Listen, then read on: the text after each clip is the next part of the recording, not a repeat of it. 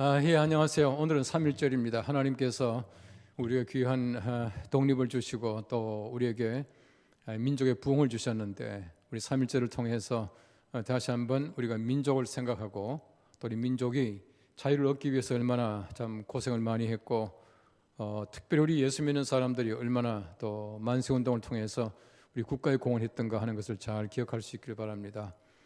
더더구나 우리 교회는 3.1 운동과는 밀접한 관계를 가지고 있습니다. 잘 아시겠지만은 우리 교회가 가지고 있는 역사성을 잘 살려서 정말 민족의 참 아픔과 또 민족의 진로를 함께 염려하고 또 민족을 이끌어갈 수 있는 우리 교회가 되기를 바랍니다.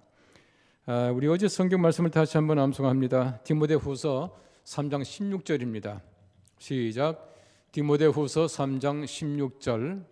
모든 성경은 하나님의 감동으로 된 것으로 교훈과 책망과 바르게 함과 의로 교육하기에 유익하니. 디모데후서 3장 16절. 우리 진젠 돌프라고 하는 분을 통해서 세워진 모라비안 선교사들은 굉장히 중요한 역할을 많이 했습니다. 다시 말하면은 우리 기독교 역사에 보시면은 모라비안 선교사들을 통해서 기독교가 많이 부흥되었고 특별히 유럽 지역에 굉장히 큰 공헌을 했던 것을 우리가 잘 알고 있습니다. 그런데 진젠돌프 백작이라고 하는 분도 사실은 예수 그리스도의 십자가의 모습을 보고는 변화된 사람이었습니다. 십자가가 한 사람을 변화하게 만들고 또 한 사람이 변화됨으로 말미암아 이 모라비안 선교단이라고 하는 그 선교단을 통해서 수많은 사람들이 변화됐던 것을 우리가 잘 알고 있습니다. 우리 감리교를 창설했던 존 웨슬리도 우리 모라비안 선교단을 통해서 정말 그 마음속에 계심이 일어나게 되고 또 새롭게 변화되는 삶을 살았던 것을 역사를 통해서 볼 수가 있어요. 이 모라비안 선교사들이 에스키모에게 이제 전도를 하는데요.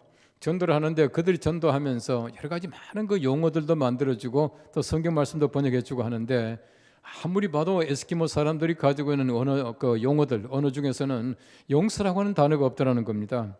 그래서 용서라고 하는 단어를 어떻게 표현할까? 애를 많이 먹었는데 결국은 알파벳 20넉자를 가지고 용서라고 하는 단어를 만들었다고 그래요. 그것이 뭐냐 하면은 참 장황한 단어인데 더 이상 생각조차 하지 않는 행위, 그런 뜻을 가지고 있다고 합니다. 더 이상 생각조차 하지 않는 행위라고 하는 뜻이에요. 여러분, 사람들의 용서라고 하는 것은 한계가 있습니다. 이건 절대 용서하지 못한다. 또 이것만은 절대 내가 용납할 수 없다. 이런 것들이 얼마나 많은지 모릅니다. 또 사람들 가운데 보면은 이상하게도 자기에게 조금 해꾸지했던 것, 또 이게 귀에 거슬렸던 것들, 이런 거 절대 잃어버리지 않고 가지고 있는 사람들이 있어요. 좀 사람들이 더 잊어버리기도 하고 또 두고 다니기도 하고 해야 되는데 그렇지 못한 사람들이 제법 있습니다. 제가 아는 한 친구도 이 사실은 좀 마음이 좀 까다로운 친구예요. 한참 얘기하다 보면 야, 네가 전에 말이야 몇 월 며칠 몇 시에 어디에서 나한테 이런 말 했지 않느냐라고 이거 따질 때가 있습니다. 저는 아무리 생각해도 그 말 생각도 안 나요. 몇 월 며칠은 물론이고 생각도 하지 않았지만은 제가 좀 자기에게 좀 마음에 좀 힘들게 했다고 몇 월 며칠 몇 시 어디에서라고 따지는 사람들이 있습니다. 참 힘들어요. 이런 사람의 용서라고 하는 것은 정말 얼마나 한계가 있는지 모릅니다. 이건 절대 용서하지 못해라고 하는 것이 있습니다. 기억하는 용서가 얼마나 많은지 몰라요. 여러분, 하나님의 용서라고 하는 것을 보십시오. 하나님의 용서는 무한대죠. 하나님의 용서는 모든 것 전부 다를 용서하십니다. 성경 말씀도 분명히 말합니다. 용서받지 못할 죄가 없다 라고 말할 만큼 하나님께서는 모든 것을 다 용서하신다, 그렇게 말을 하고 있어요. 여러분, 돌아오라고 얼마나 많이 말합니까? 구약 성경 말씀 보십시오. 선지자들이 돌아오라 수없이 말합니다. 너희는 돌아오라, 어서 돌아오라, 하나님께 돌아오라 많이 말합니다. 왜 돌아오라 말합니까? 돌아오면 살 수 있기 때문에, 돌아오면 용서하기 때문에 그렇습니다. 용서하지도 않으면서 돌아오라 말합니까? 절대 돌아오지 못해요. 하나님께서는 용서하시기 때문에 돌아오라, 그렇게 말씀하고 있는 것입니다. 여러분, 탕자의 비유는 중요한 비유라고 제가 자주 말씀드립니다만은 잘 보십시오. 탕자 비유 가운데 보시면은 하나님께서는 아무리 잘못했지만은 돌아오는 아들 기쁘게 맞이하고 계세요. 얼마나 기뻐하시는지 몰라요. 여러분, 실컷 자기 돈 다 탕진하고 돌아왔지만은 또 아버지는 아버지 그 아들로 인정해 주시고 또 아들에게는 아들로서의 모든 걸 다 해주셔요. 옷도 갈아입히고 가르치도 갈아 끼우고 또 신발도 갈아 신고 또 잔치도 받게 하시고 다 하십니다. 얼마나 그 아버지가 실없어 보입니까? 얼마나 그 아버지가 다른 사람들에게, 그 형이나 다른 사람들에게 얼마나 아버지가 체면을 깎이는 일입니까? 그럼에도 불구하고 아버지가 그것을 하시는 것은 아버지는 용서하신다. 우리 하나님 아버지는 용서하신다라고 하는 사실을 얘기해 주고 있는 것입니다. 이사야 43장 25절 말씀합니다. 나 곧 나는 나를 위하여 내 허물을 도말하는 자니 내 죄를 기억하지 아니하리라 라고 말하고 있어요. 나는, 하나님께서 말씀하십니다. 나는 너를 위하여, 나를 위하여 내 허물을 도말하는 자니 내 죄를 기억하지 아니하겠다. 보십시오. 하나님께서는 우리를 위하여 죄를 기억하지 아니하시겠다 말씀하고 계세요. 하나님께서는 어떤 면에서 볼 때에 기억하지 못하는 게 있습니다. 하나님께서는 전지하신데도 기억하지 못하시는 게 있어요. 그게 뭔지 압니까? 우리의 죄요. 회개한 죄입니다. 우리가 회개한 죄는 하나님께서 얼마나 까마득하게 잊어버리시든지 하나님께서는 기억도 안 하시겠다고 그렇게 말씀하셔요. 하나님께서 그렇게 머리가 나쁩니까? 그렇지 않아요. 하나님께서 모든 걸 아시는 하나님이시지만은 우리가 회개한 죄만은 기억도 하지 않겠다고 용서한 것을 얘기해 주고 있는 것입니다. 제가 볼 때는 하나님의 용서한 죄에 대한 기억은 빵점이에요. 이게 바로 하나님의 사랑이라고 하는 것입니다. 어떤 분이 말하기를 인류 역사상 가장 위대한 발명품이 무엇이냐 여러 개가 있더라고요. 어떤 분은 말하기를 원이다, 톱니바퀴다 이렇게 얘기를 하는데 제가 어느 책을 보니까 가장 위대한 발명품이 뭐냐? 지우개래요. 지우개가 뭡니까? 지워버리는 것이에요. 여러분 이미 썼던 것을, 이미 가지고 있는 것을 지워버린다라고 하는 것은 얼마나 중요한 겁니까? 여러분 사람들은 좀처럼 지워버리지 못해요. 이 지우개는 인류 최대의 발명품이다라고 말하는 것은 지울 수 있어야 된다는 얘기입니다. 이런 사람들이 종이에 뭘 썼다가 지우개를 지워요. 요즘에는 화이트로 이제 하얗게 칠해버립니다. 최근에는 그냥 우리가 컴퓨터로 했다가 싹 지워버리면 끝나니까요. 여러분 옛날에 보십시오. 우리가 초등학교 다닐 때 얼마나 꼭꼭 눌러서 글씨를 씁니까? 또 침 발라가면서 꼭꼭 눌렀었는데 지우개를 지웠어요. 다 지워집니까? 다 지워지지 않아요. 흔적이 남아있습니다. 흔적이 남아있어요. 하나님께서는 지우개로 지우시는데 하나님의 지우개는 얼마나 말끔하게 지워지시는지 하나님께서는 기억도 아니하시고 이게 무슨 글씨였던가 전혀 모르신다는 겁니다. 이게 하나님의 지우개라는 것이, 하나님의 용서라고 하는 것이 그렇다, 그렇게 말하고 있는 것입니다. 용서는 은혜를 전제하는 것입니다. 용서받지 못할 죄가 없고 용서받지 못할 자가 없습니다. 은혜 받을 자는 모든 사람들이 다 자격이 있다고 하는 것을 얘기해 주고 있는 것이에요. 우리가 용서한다는 말, forgive라고 하는 말은 give라고 하는 말에서 나왔다, 그렇게 말합니다. forgive예요. 하나님께서 엄청난 걸 주시는 겁니다. 우리 용서해 주신다고 하는 것은 하나님이 주시는 겁니다. 뭘 주십니까? 하나님께서 은혜를 주시고 사랑을 주신다는 것을 얘기해 주고 있어요. 그래서 우리가 용서를 받게 되는 것입니다. 하나님이 주시는 것으로 말미암아 우린 받으면 끝나는 겁니다. 어떤 사람들은 회개하고 나서도 자꾸 그 회개했던 그 죄 속에서 헤어나지 못하는 사람들이 있어요. 왜 그렇습니까? 하나님이 이미 주셨는데 내가 받지 않는 거예요. 하나님께서 이미 용서 다 해주셨는데 나는 안 받아요. 여러분 적어도 우리가 forgive 했으면 하나님께서 give 하시는 것을 우리가 받아야 되는 것입니다. 받지 않으면 절대 용서가 안 돼요. 그래서 우리가 회개합니다 라고 했지만은 다시금 그 죄에서 헤어나지 못하고 또 고민하고 우리가 회개했던 죄를 다시금 회개하고 이런 잘못된 일이 벌어지게 되는 것입니다. 하나님께서 용서하시는 것은 우리가 잘 받기를 바랍니다. 그래서 우리가 항상 우리 마음속에 회개한 죄는 기억하지 말고 우리 속에서도 평안한 마음을 가질 수 있게 되기를 바랍니다. 오늘 성경 첫째는 말합니다. 죄를 용서받으려면 자백해야 됩니다 라고 말하고 있습니다. 오늘 요한 1장 9절 말씀 상반절 보십시오. 만일 우리가 우리 죄를 자백하면 이라고 말하고 있어요. 여러분 우리가 용서받는 조건이 있습니다. 그것이 뭐냐 하면은 우리 죄를 자백해야 된다는 겁니다. 자백이 뭡니까? 스스로 고백하는 것이에요. 다른 사람이 해주는 것이 아닙니다. 자라고 하는 것은 스스로 자자요. 내 스스로가 하나님 앞에 아뢰는 것입니다. 하나님께서는 반드시 용서하시는데 그 조건이 무엇이냐? 우리 스스로가 하나님 앞에 고백하는 자백이 필요하다는 것입니다. 우리가 구체적인 죄를 기억하고 하나님 앞에 아뢰는 것을 자백이라 말합니다. 완전하게 돌아서는 것을 얘기하고 있어요. 이런 마태복음 3장 6절 말씀 말합니다. 새 요한에게 많은 사람이 나왔습니다. 자기들의 죄를 자복하고 요단강에서 그에게 세례를 받더니 라고 말하고 있습니다. 죄를 자복하는 것이에요. 여러분, 세례 받는다라고 하는 전제 조건이 무엇입니까? 죄를 자복하는 것입니다. 세례는 아무나 받는 것이 아니에요. 세례 받기 전에는 적어도 우리가 우리 죄를 하나님 앞에 자복하는 마음을 가져야 세례 받을 수가 있다, 그렇게 말하고 있는 것입니다. 모든 죄는 다 용서받습니다. 그러나 자복하고 회개하지 않은 죄는 절대로 용서받지 못해요. 성경 말씀 분명히 말합니다. 모든 죄를 다 사함받지만은 성령을 모독하는 죄는 사하심을 받지 못한다, 그렇게 말하고 있어요. 여러분, 성령을 모독하는 죄가 무엇이겠습니까? 이 성령을 모독한다라고 하는 것은 우리가 하나님 앞에 회개하지 않았다는 얘기입니다. 무슨 말이냐 하면은 우리가 하나님 앞에서 정말 모든 것을 용서받을 만큼 회개해야 된다는 것이. 여러분, 성령이 어떤 하나님이십니까? 성령은 회개케 하는 영입니다. 회개케 하신 하나님이셔요. 그런데 성령을 모독한다는 얘기는 회개하지 못하게 방해한다는 얘기입니다. 이 말을 다른 말로 하면은 회개하지 않은 죄를 얘기하고 있어요. 우리가 다 죄를 기억하지 못하죠. 얼마나 죄를 많이 지었는데요. 또 우리가 얼마나 까마득하게 잊어버린 죄가 많이 있습니까? 그런데 우리가 회개하는 방법이 있어요. 하나님 앞에 간절하게 간구하게 되면 성령께서 말할 수 없는 탄식으로 우리를 대신해서 간구해 주셔요. 이게 로마서 8장 26절 말씀에 말하고 있는 겁니다. 내가 말할 수 없는 탄식으로 간구해 주시는 성령님의 은혜로 말미암아 우리가 회개할 수가 있어요. 이 회개해야 우리가 하나님 앞에서 용서받는다라고 하는 것을 말씀해 주고 있습니다. 우리 범죄했으면 회개해야 합니다.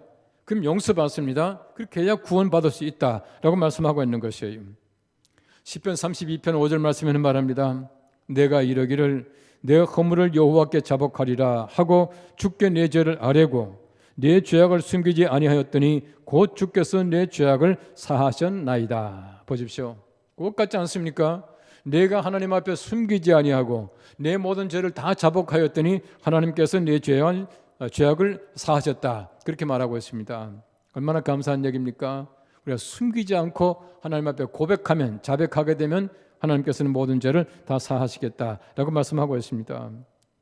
성경 말씀 보면 한없이 여호와께 돌아오라고 말하고 있습니다. 긍휼히 여기신다 말합니다. 하나님께 돌아오면은 너그럽게 용서하시겠다 말씀합니다. 이 선지자가 끊임없이 외치는 말씀이 뭡니까? 돌아오면 용서하시겠다, 바로 그 말입니다. 우리 회개는 위대합니다. 회개는 모든 죄를 다 깨끗하게 사해 주신다는 겁니다. 여러분, 우리가 잘못했을 때에 우리가 그 잘못을 그대로 이제 자백하게 되면은 흔히 말하는 그 감형될 수가 있고 많이 그 이제 배려가 돼요. 그런데 끝까지 자기가 잘못하지 않았다고 우겨 보십시오. 또 계전에 정이 없다라고 말하면은 훨씬 더 그 벌이 중해지지 않습니까? 그런데 하나님께서는 어떻게 합니까? 우리 죄를 자백하시게 되면은 감명하는 것이 아니라, 조금 덜 해주신 것이 아니라 완전하게 없이 해주신다, 그렇게 말합니다. 여러분, 세상에 이런 은혜가 어디 있겠습니까? 하나님께서는 우리들에게 이런 은혜를 주시겠다라고 말씀하고 계시는 것입니다. 이 말씀을 믿으시고 우리가 항상 자백함으로 말미암아 하나님께서는 은혜 베풀어 주시기를 바랍니다. 인간은 죄 짓는 것은 필연입니다. 그런데 자백이라고 하는 것은 선택이에요. 하나님께서는 우리에게 죄를 필연적으로 짓는 것을 아시고 하나님께서는 용서하시는 것도 하나님께서는 필연이에요. 사람은 죄를 필연적으로 짓고 또 우리 자백은 선택적으로 하지만은 하나님께서는 용서도 필연적으로 해주신다. 하나님께서는 용서해 주신 하나님이시다라고 하는 것을 말씀해주고 있습니다. 이 하나님의 은혜 속에서 자백하고 살아갈 수 있게 되기를 바랍니다. 두 번째는 말합니다. 자백한 죄는 사하시며 깨끗하게 하십니다 라고 말하고 있습니다. 오늘 하반절에 보십시오. 그는 미쁘시고 의로우사 우리 죄를 사하시며 우리를 모든 불의에서 깨끗하게 하실 것이요 라고 말하고 있습니다. 하나님께서는 사하셔요. 깨끗하게 하십니다. 표현은 다르지만 말끔하게 하신다는 얘기입니다. 죄가 없는 것으로 인정해 주신다, 그렇게 말하고 있는 것입니다. 이 사하시다라고 하는 말은 아페라고 하는 말인데 이 빚을 탕감한다는 얘기입니다. 허물을 제거한다는 얘기예요. 이 책임을 해지한다는 얘기입니다. 깨끗하게 하신다는 얘기예요. 또 깨끗하게 하신다는 얘기는 카다리세라고 하는 말인데, 이 죄로 오염된 그 상황, 그 상태에서 정화시키는 것을 얘기한다, 그렇게 말하고 있습니다. 이 죄라고 하는 것은 빚입니다, 허물입니다, 악한 것이고 더러운 것이에요.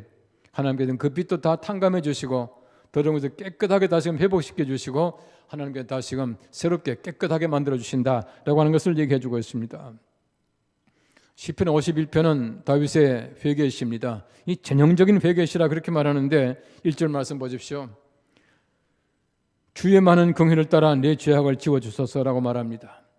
2절 말씀에는 뭐라고 하냐면은 내 죄악을 말갛게 씻으시며 나의 죄를 깨끗이 하소서라고 말하고 있습니다. 또 7절 말씀 말합니다. 웃을초로 나를 정결하게 하소서 내가 정하리이다. 나의 죄를 씻어주소서 내가 눈보다 희리다 라고 말하고 있습니다. 간절한 회개를 얘기하고 있습니다. 여러분, 회개할 때 깨끗하게 하시는 이유가 무엇이겠습니까? 하나님의 신실하심이에요. 용서의 약속입니다. 의로우심입니다. 성경 말씀 보십시오. 위대한 위인들도 전부 죄를 짓고 살아가는 사람이에요. 이스라엘의 성군이라고 말하는 다윗도 마찬가지로 죄를 많이 지었습니다. 사람도 많이 죽였어요. 그런데 하나님께서는 보십시오. 다윗의 모든 죄를 다 허물을 깨끗하게 하시고 내 마음에 합한 자라고 그렇게 말씀까지 해주셨어요. 여러분, 성경 말씀 보십시오. 요나가 마찬가지였습니다. 좋은 선조였지만은 하나님의 말씀을 거역하고 다른 데로 가다가 큰 고기 뱃속에까지 들어간 사람이에요. 하나님께서는 그의 모든 허물을 다 용서해 주셨습니다. 이사야 마찬가지입니다. 얼마나 많은 죄 속에 살아갔습니까? 그런데 하나님께서 그를 만났을 때에 그 입술을 깨끗하게 하시고 하나님께서는 다시금 선지자로 불러서 일을 하게 만드시는 것이에요.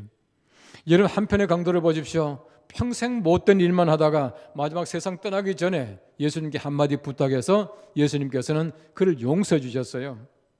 여러분, 베드로 마찬가지입니다. 얼마나 많은 죄를 지었습니까? 예수님 3번씩이나 모른다고 했지만은 하나님께서는 그의 모든 죄를 다 사해 주셨어요. 바울이 마찬가지입니다. 사울일 때 얼마나 많이 하나님의 교회를 핍박했습니까? 예수 믿는 사람들을 얼마나 많이 잔해했습니까?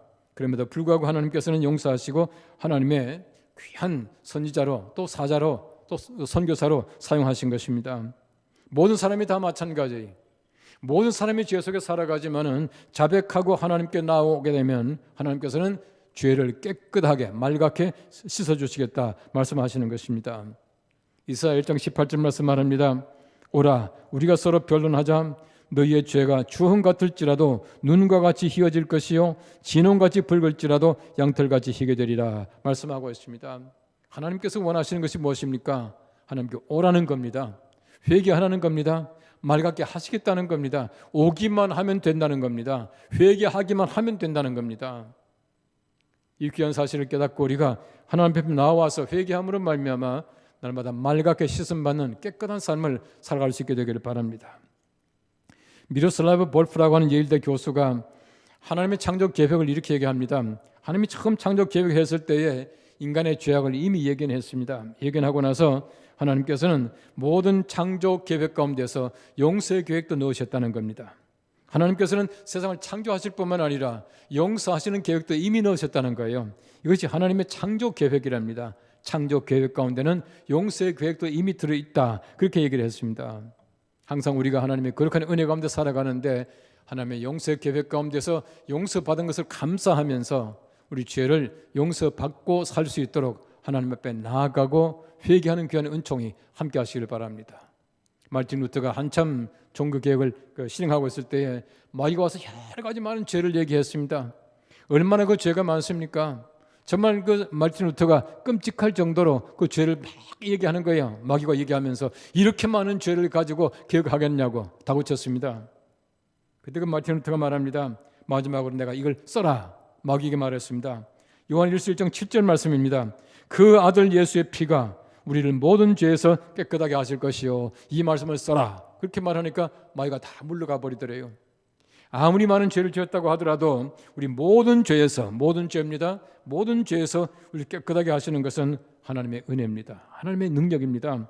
이 능력에 의해서 우리가 살아갈 수 있게 되기를 바랍니다. 하인리히 하이네라고 하는 유명한 시인이 있습니다만 이분의 유언 가운데 이런 말이 있습니다. 신은 나를 용서할 것이다. 그것이 신의 일이니까. 하나님께서는 용서하십니다. 또 용서하시는 것이 하나님의 일입니다. 하나님께서는 우리에게 벌보다 용서를 좋아하십니다. 우리 용서의 은혜 가운데서 구원받은 귀한 감격과 깨끗하게 씻음받은 은혜 속에 살아갈 수 있는 우리 모두가 될 수 있기를 간절히 바랍니다. 다시 한번 우리가 요한 1서 1장 9절 말씀을 암송하겠습니다. 시작. 요한 1서 1장 9절. 만일 우리가 우리 죄를 자백하면 그는 미쁘시고 의로우사 우리 죄를 사하시며 우리를 모든 불의에서 깨끗하게 하실 것이요. 요한 1서 1장 9절. 기도하겠습니다. 우리 하나님 감사합니다. 우리 주님께서 우리가 자백하기만 하면 깨끗하게 해주신다고 약속하셨는데 우리가 자백하지 못하는 부족함이 있습니다. 우리 죄를 다 주님 앞에 자복하고 날마다 우리 회개하는 마음을 가지고 깨끗함 받고 맑게 씻음 받고 살아갈 수 있는 우리 모두가 되게 하여 주시옵소서. 하나님, 이 시간 이후로 우리가 더욱더 주님 앞에 간절한 마음을 가지고 회개하게 하시고 날마다 우리가 맑게 씻음 받은 구원받은 자로 정결한 자로 살아갈 수 있는 은혜를 베풀어 주시옵소서. 예수님의 이름으로 기도합나이다. 아멘.